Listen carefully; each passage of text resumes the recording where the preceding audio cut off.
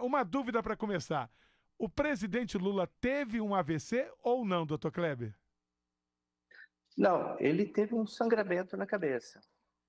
Não foi um sangramento nem no cérebro, foi um sangramento entre o osso, naquele espaço que fica entre o osso e o cérebro, por baixo da membrana que reveste todo o cérebro. E esse sangramento foi consequência do traumatismo que ele teve. É um tipo de sangramento que acontece de uma maneira assim insidiosa, sabe? Ela vai aumentando com o passar do tempo, criando um alargamento do sangramento entre o osso e o cérebro, empurrando o cérebro. Então, isso não foi um AVC, foi um sangramento provocado pelo traumatismo.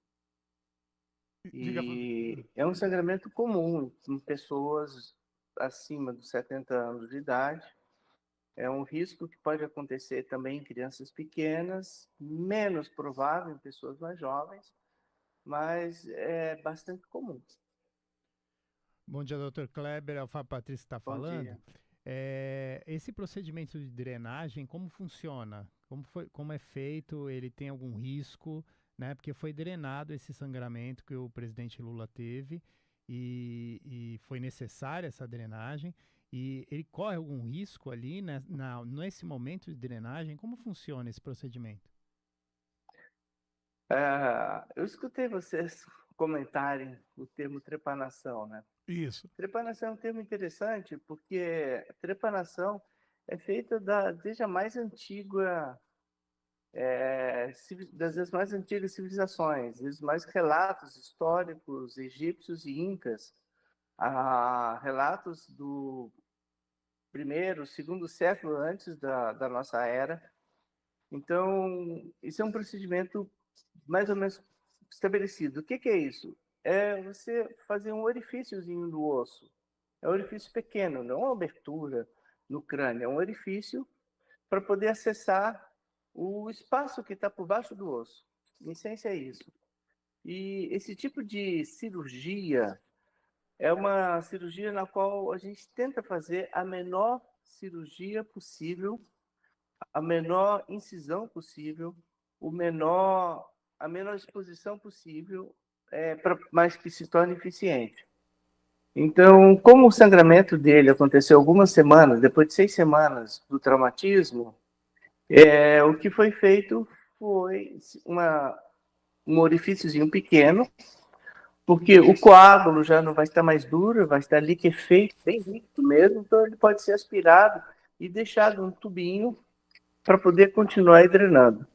Na realidade, durante muito tempo se achou que isso daí é o seguinte, a pessoa tinha um traumatismo e fazia um pequeno sangramento e continuava sangrando.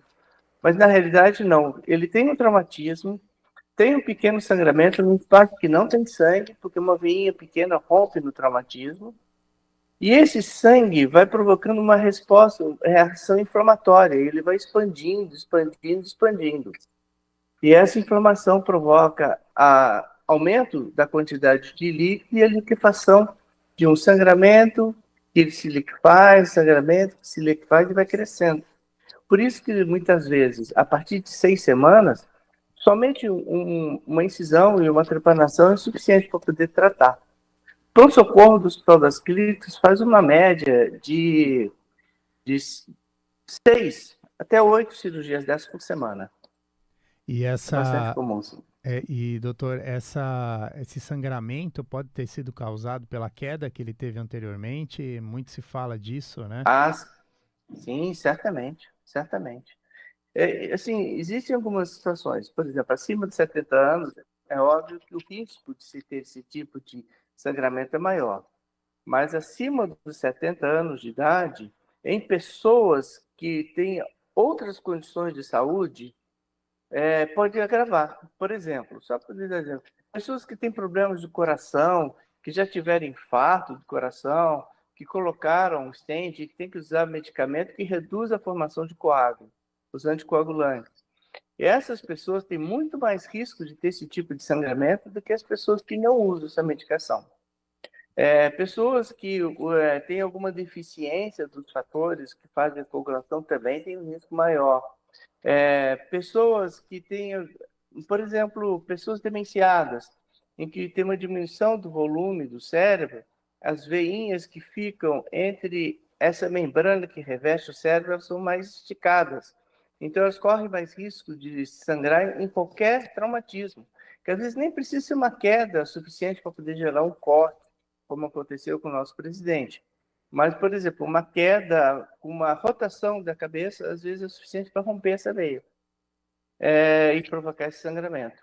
E o sangramento ele não aparece de imediato. Essa expansão desse dito hematoma, né, ele vai se fazendo ao longo das semanas. E a maior parte das vezes, nessa fase que ele está crescendo, ele é absolutamente sem queixo, sem sintomas. Sem sintomas.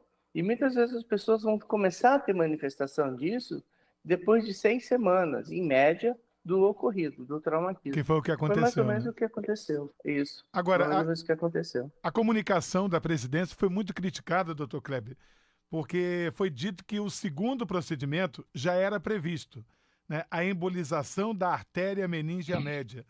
E aí a imprensa principalmente cobrou. Se já era previsto, por que não foi avisado? As pessoas estão achando que o segundo procedimento é uma consequência do primeiro, agravando a situação.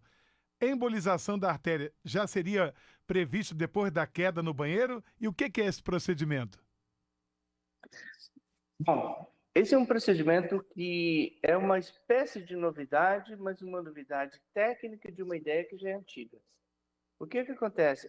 Essa artéria que foi fechada, embolizar isso. Você passa um catéterzinho, a mesma técnica que se utiliza para cateterizar o coração. Só que se leva o catéter até essa artéria, se estuda onde está a artéria e depois se injeta dentro dessa artéria pequenas partículas, ou então uma medicação que forma um coágulo dentro da artéria e a artéria entope. Ela para de passar sangue por ela.